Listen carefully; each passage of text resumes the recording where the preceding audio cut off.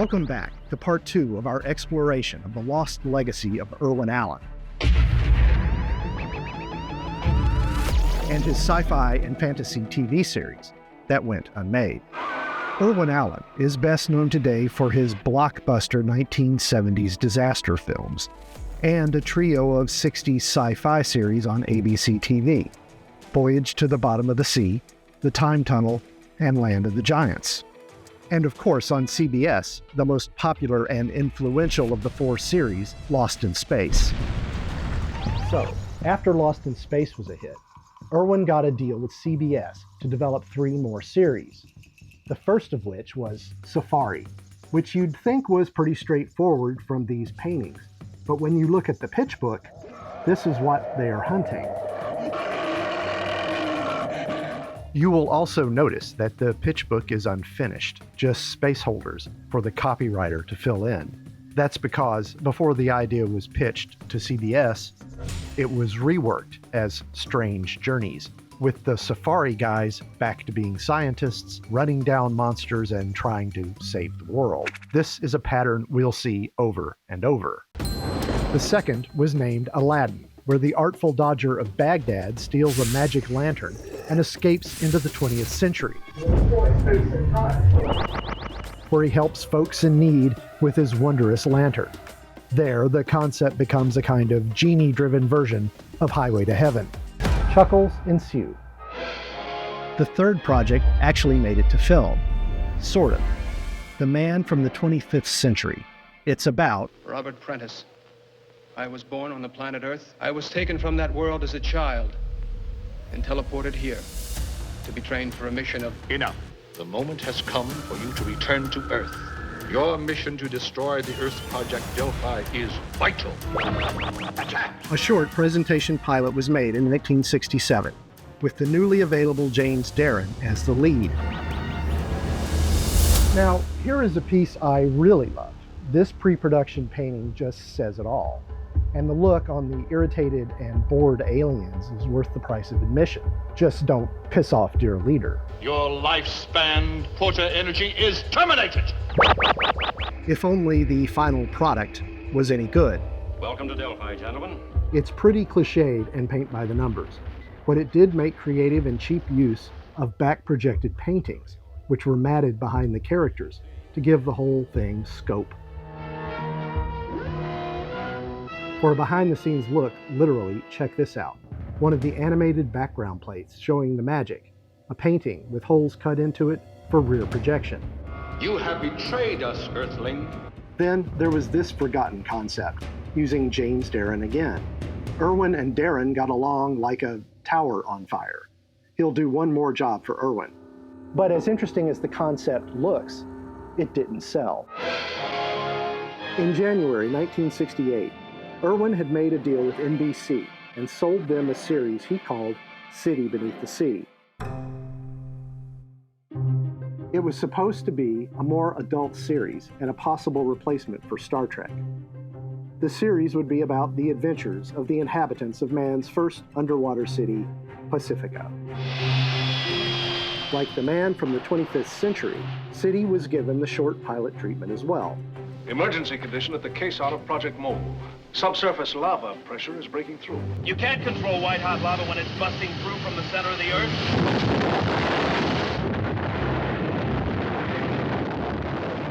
It turned out better than The Man from the 25th Century,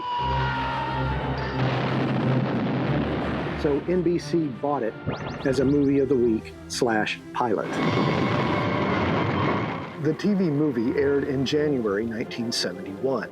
Can't you do anything? It starred Stuart Whitman, Rosemary Forsyth, and a plethora of stars, including Robert Colbert of Time Tunnel, Burr DeBenny as the merman Aguila, a kind of proto-man from Atlantis, You're coming with me. and Robert Wagner as the bad guy. Does it really surprise you? Cameos included Richard Basehart, That within 7 hours, your city beneath the sea will be destroyed. Joseph Cotton, and James Darren.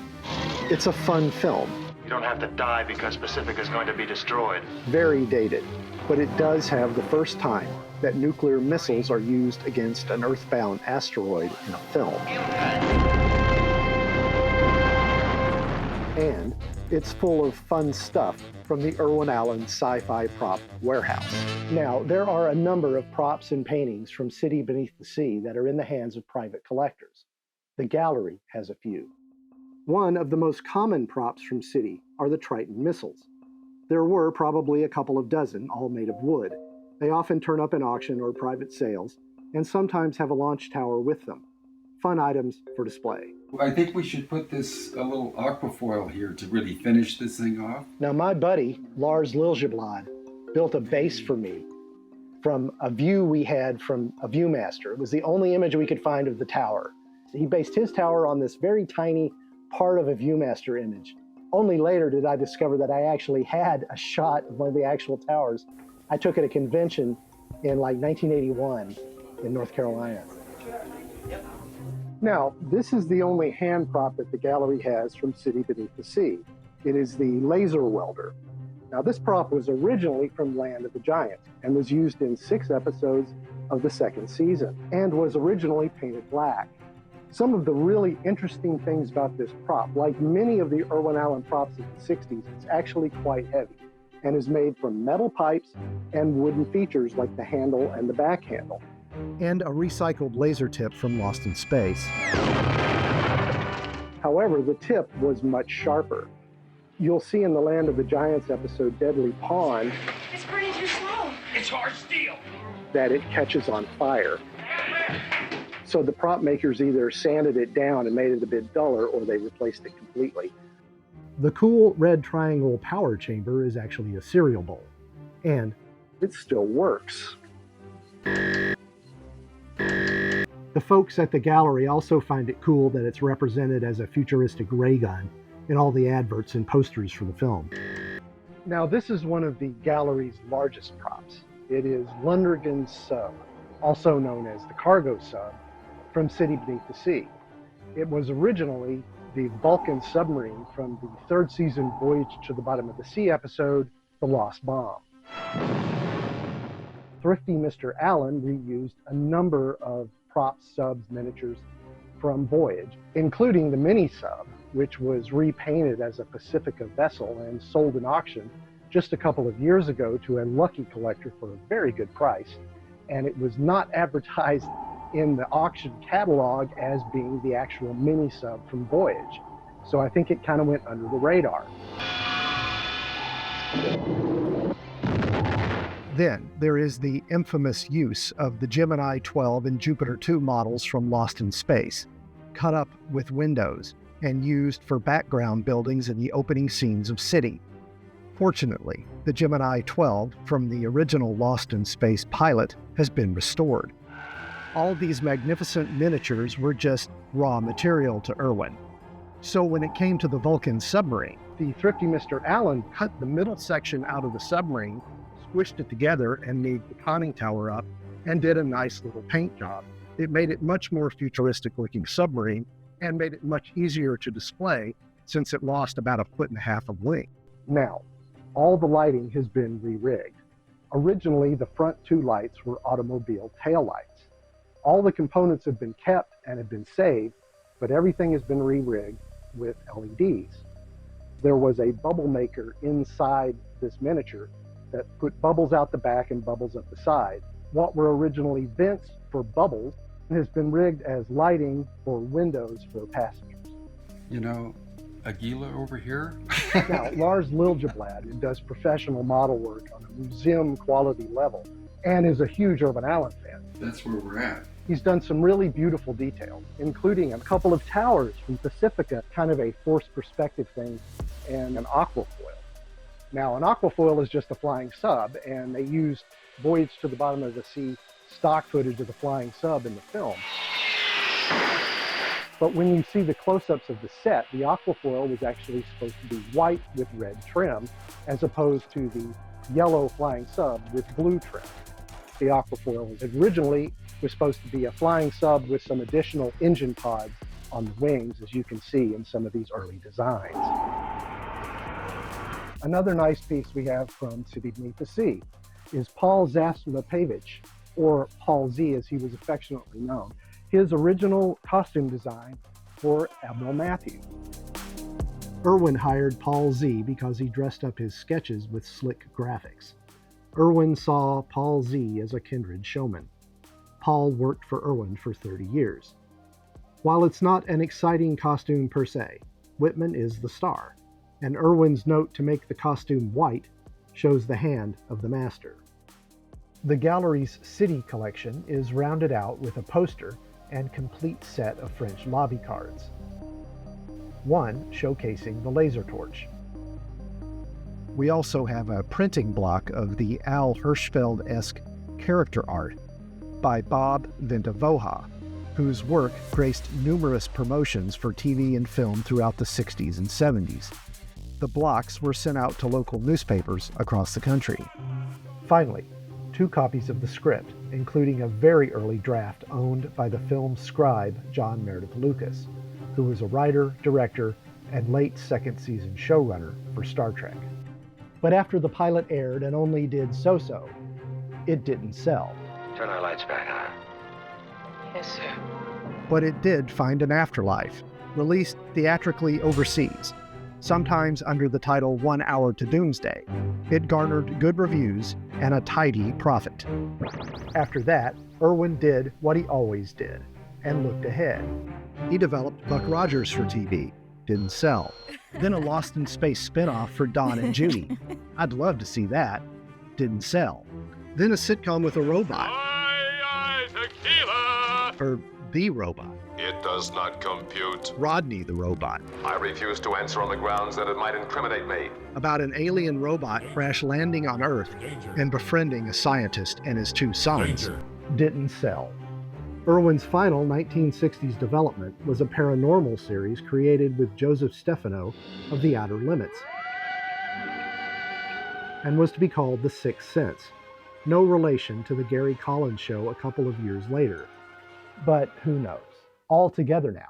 Didn't sell. Then, Irwin got a bit ahead of the crowd conceptually with Tomorrow No World, a nice children's hour show. No, actually, a TV movie/pilot about scientists traveling the world solving ecological problems. Kinda like Doomwatch for my British friends. It also went out in pitch book form as Ecology. Now that's a gripping title. Just add the 101. Textbook as TV show. And guess what, kids? A few other paintings of projects Irwin was developing survive. But from what? We just don't know. It's at this point that Irwin has one of the smashiest smash hits in Hollywood history, with the Poseidon Adventure. Then he had The Towering Inferno, another history-making hit, but it's too much to go into here another time. In between, on September 8, 1973, Space, the final frontier. The same day the animated Star Trek premiered, The Saturday Superstar movie. We're being bombarded by meteors.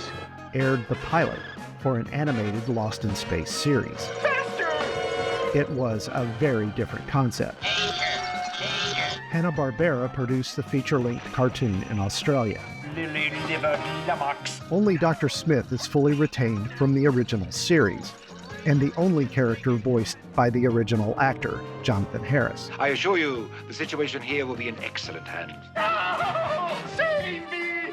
My back is permanently destroyed. With all his characteristics Diamonds. and Smithisms. You mechanical misfit! Pusillanimous pipsqueak, clanking clocks, you garrulous gargoyle. Emergency. The robot is named Robon, Danger.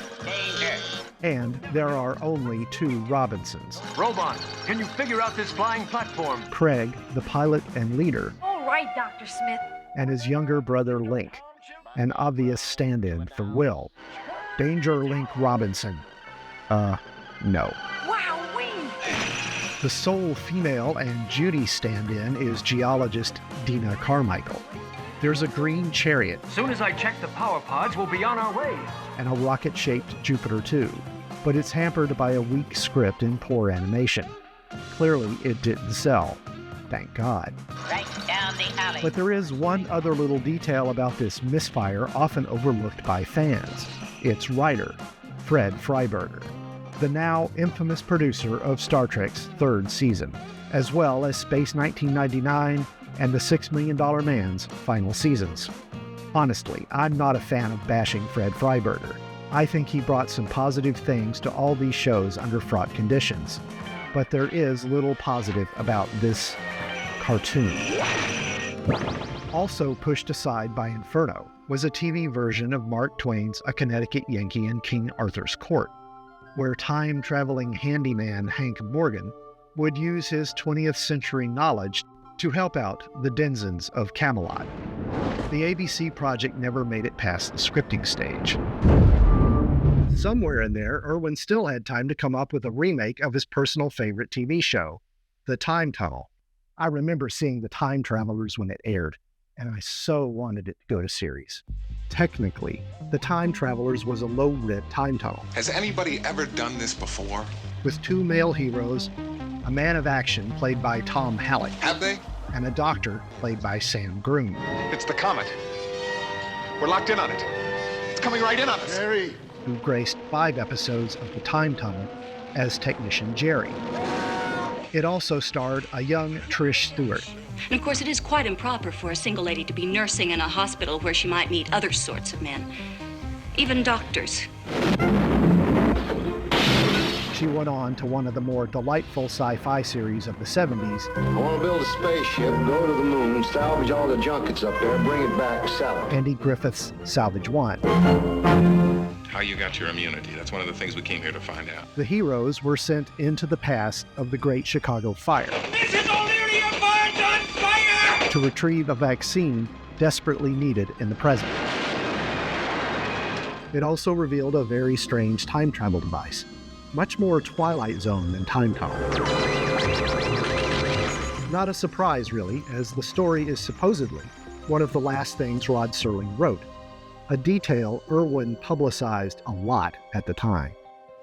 Its central concept, that items could be retrieved from the past to help the present, will show up later. Irwin just loved him some time travel. Now, I wanted to relate a personal story about the time travel. At Christmas time in 2016, Doug Diamond arranged for me and him to have dinner with Francine York, Pat Culleton, and Joe Musso, all who were involved in The Time Travelers. Now, this is an original script, and I had it signed at that dinner. The sad part of that story is that within a few weeks, on January 6th, Francine York passed away. In 2019, Doug passed away, and a couple of years ago, Joe Musso passed away. So Pat Culleton and I are the only people left alive from that amazing dinner that we had at a very fine restaurant in LA. Irwin was on a roll. He was moving lock, stock, and barrel to Warner Brothers. They built him a building all his own and threw money at him. They also let him direct his own features, something Fox never did. Fox was onto something. Google it. While Irwin finished his first feature for Warner's, almost kind of spit up in my mouth there, The Swarm. Full disclosure, it's my favorite bad film. But yeah, it sucks. He also produced a 3-episode miniseries for CBS called The Return of Captain Nemo. These are original scripts for the 3 film episodes, but the initial concept was closer to Lost in Space than Voyage to the Bottom of the Sea. With a family inheriting the Nautilus and defrosting Nemo, it finally went the obvious route with generic Navy seaman, Tom Halleck again, and Burr de Benning, previously a merman on City, finding the sub and defrosting Nemo. And you know, there were great writers on this. So what happened? Well, Star Wars happened. But that's not all of it. One can speculate. Free at last. Free. But I often ponder if Irwin had not gotten too big for his britches. He was just weeks away from releasing The Swarm. He was in the same place George Lucas was right before releasing The Phantom Menace. He was unsinkable. So, what can you say about Irwin's Return of Captain Nemo? It sucks. The obvious Star Wars steals, right down to the music, is pretty larcenous. Captain, we're going lickety-split in the opposite direction of heaven. We What he's trying to say is we're all gonna die.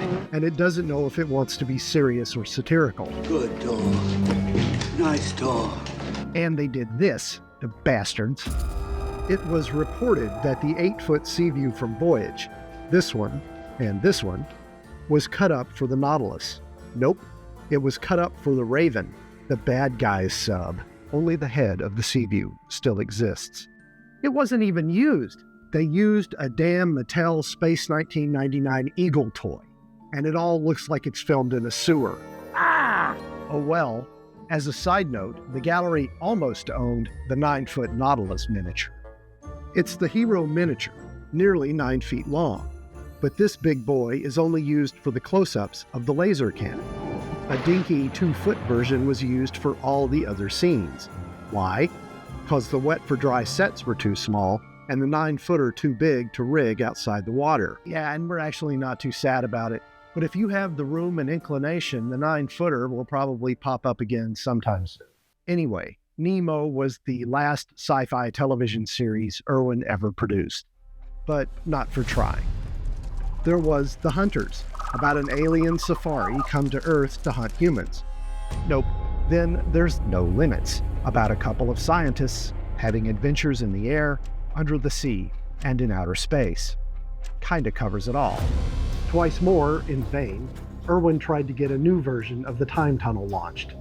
One was called the Time Travel Agency, where folks come to a Mr. Aquarius who conducts them into the past to fix or retrieve something. Then in the early 80s, the press began to mention a new Irwin series called The Time Project. This had similar birth pangs to Nemo, with the first concept centering on a lost in space type family who finds a very strange time travel device called an ovoid. Imagine a family of time travelers. Still a cool idea. But that idea was abandoned for a more science/military concept, a project timepiece. Best of all, they had a time-traveling spaceship, the Kronos 1. The Time Project also borrowed liberally from Star Trek, where they have communicators and a prime directive not to change history. Yeah, good luck with that. Now, we're almost going to skip over Alice in Wonderland, not everyone's cup of tea. Every tea party should have a little music. And your fears will fly. But I like the monster. His head showed up recently in auction. Looks good mounted. Irwin also had in development a slate of Marvel superhero shows, starting with Daredevil. Gallery Research turned up this extremely rare copy of Irwin's original Daredevil pilot script. Didn't sell. But through 1984-85, Irwin and Stan Lee developed at least 4 more Marvel-based series: Power Man, Iron Fist, The Fantastic Four, and Black Widow. 30 years before the explosion of the Marvel Universe films and series, Irwin was there first. But after a string of embarrassing theatrical flops, by the early 80s, Irwin had definitely lost his mojo. He tried to get a musical Pinocchio off the ground, and a musical version of Forbidden Planet, as well as updating Lost in Space. Nada. Now, Irwin's final sci-fi idea for television was called Fantasy. It was a wild idea about figures from literature coming together to fight against a fascist dictator into book burning. And you know what happened to it. By now, Irwin was getting into his 70s. His restless lifestyle and his love of Jack-in-the-Box had finally caught up with him. Irwin was slowing down. But he never stopped. Till his dreams never stopped either. The Poseidon adventure has been remade 2 or 3 times, Lost in Space 4 times, and I don't care what anybody says, the Netflix show was great.